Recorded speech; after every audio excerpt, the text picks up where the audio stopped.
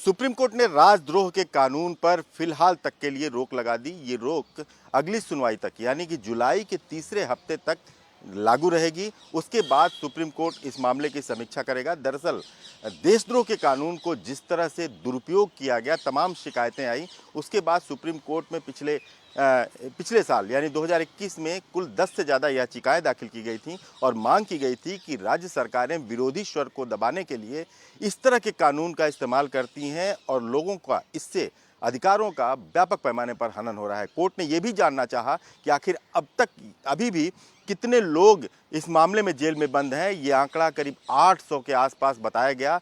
Supreme court ने साफ तौर पे कहा कि केंद्र सरकार इस पर जुलाई के तीसरे हफ्ते के भीतर इस पर विचार करे, इस कानून को कैसे लागू करना है, इस कानून में क्या बदलाव करने हैं या इस कानून को हटाना है, इस बारे में सरकार को विचार करने का वक्त दिया है। हालांकि सॉलिसिटर जनरल ने साफ संकेत दिया कि प्रधानमंत्री मोदी और कैबिनेट, जो उनकी कैबिनेट है, वो इस पर विचार कर रही है और शायद हो सकता है कि इस कानून पर कोई बड़ा फैसला ले ले। संकेत ये दिख रहा था कि प्रधानमंत्री मोदी इसको हटा सकते हैं, लेकिन फिलहाल केंद्र सरकार को किसी भी कानून को लाने के लिए या हटाने के लिए एक लंबी प्रक्रिया से गुजरना होता है, लोगों की सलाह जाननी होती है।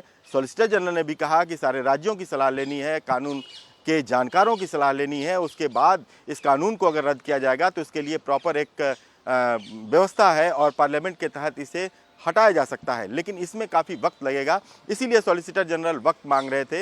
हालांकि सुप्रीम कोर्ट ने जुलाई के तीसरे हफ्ते तक का वक्त दे दिया है, लेकिन साफ कर दिया है कि एक ऐसा कानून होना चाहिए जिससे कि लोगों के अधिकारों का हनन न हो सके। दूसरी तरफ ये जो याचिकाएं थीं उसमें साफ तौर पे मांग की गई थी कि इस तरह का कानून जो है वो अंग्रेज़ों के समय आया था और अंग्रेज़ों ने उनके ऊपर लागू किया था जो ब्रिटिश शासन के खिलाफ बोलते थे, और वही कानून आज एक तरह से शासन और सत्ता में जो लोग हैं उनका टूल बनता जा रहा है। कुल मिलाकर देखा जाए तो सुप्रीम कोर्ट में साफ तौर पे कहा है कि अब जुलाई तक यानी अगली सुनवाई तक ये कानून लागू नहीं होगा। साथ में जिन लोगों पर इसका मामला चल रहा है वो ठंडे बस्ते में रहेगा, यानी कि उस पर कोई एक्शन नहीं लिया जाएगा। जो लोग जेल में हैं वो अपनी जमानत अर्जी दाखिल कर सकते हैं और एक तरह से ये कानून अब 3 महीने तक के लिए माना जाए कि ये निष्क्रिय है। आगे का फैसला सुप्रीम कोर्ट करेगा। आगे का फैसला जो है वो दो बातों पर निर्भर करता है। अगर केंद्र सरकार इस कानून को वापस ले लेती है, हटा देती है, तब तो सुप्रीम कोर्ट इस मामले को ख़त्म कर देगा। अगर सरकार इसमें संशोधन करती है तो सुप्रीम कोर्ट उस संशोधन पर भी विचार कर सकता है कि आखिर ये संशोधन जो हुआ है कहीं इससे भी तो लोगों के अधिकारों का हनन तो नहीं हो जाता है।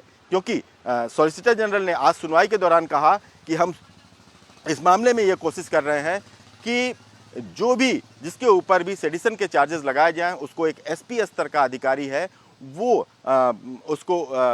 उसको विचार करे, उसकी संस्तुति के बाद ही ये लागू किया जाए। साथ में जो लोग जेल में जाते हैं इनके लिए अलग से सेडिशन के मामले में अलग से स्पीडी ट्रायल की व्यवस्था की जा सकती है, लेकिन सुप्रीम कोर्ट इस पर सहमत नहीं हुआ। उसने सरकार को कहा कि आप पूरा वक्त लीजिए, इस पर विचार कीजिए और विचार करने के बाद ही सुप्रीम कोर्ट जुलाई के तीसरे हफ्ते में इस मामले पर सुनवाई करेगा।